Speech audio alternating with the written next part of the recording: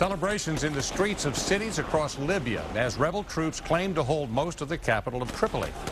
It appears the future of that country is now in the hands of the rebels. President Obama says the 42-year rule of Muammar Gaddafi is over, and world leaders welcome the success of rebel troops. John Hendren has the latest on this developing story.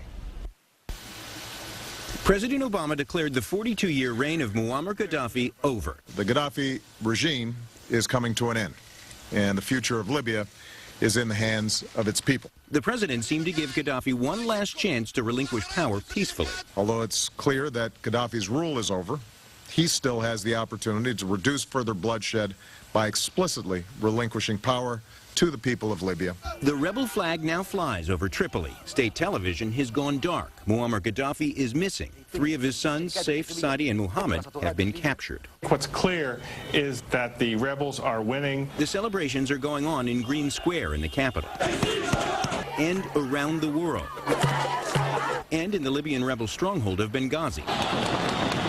Gaddafi's son Muhammad, heard here through a translator, spoke to Al Jazeera after he was captured. The absence of wisdom and foresight is what brought us here today. Our differences could have been solved very easily. Rebel leaders say he was not harmed in the gunfire heard at the end.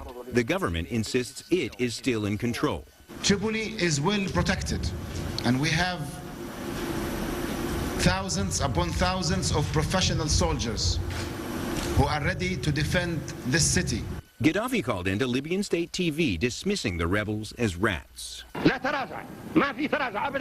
urging those loyal to him to fight on. Pentagon officials say they believe Gaddafi has not yet left Libya, but where he might be within that country is now anyone's guess. John Hendren, ABC News.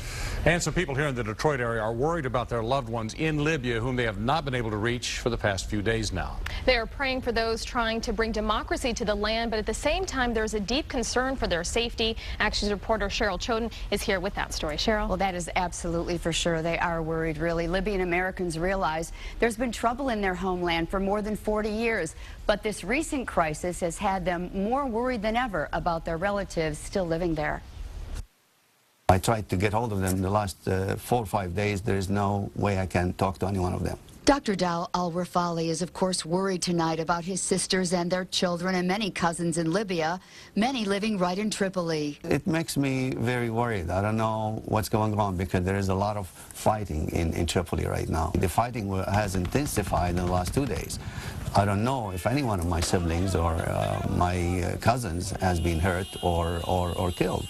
So I'm trying to call again, and I pray to God that they're safe. And while he hasn't been able to get through to his relatives on the phone or the internet, one friend was able to make contact with some people who have been very close to the conflict. And they told them there is a shortage of gasoline, shortage of food supplies.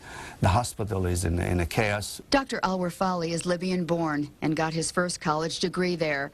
But he's been in the U.S. for years, raised his own children here. He's a professor and the director of engineering management at Lawrence Tech University.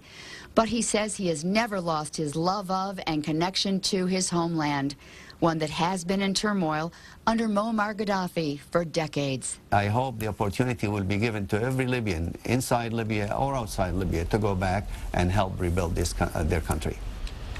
Now, Dr. Al-Rafali says he will be more than willing to return to his country when things settle down to help rebuild.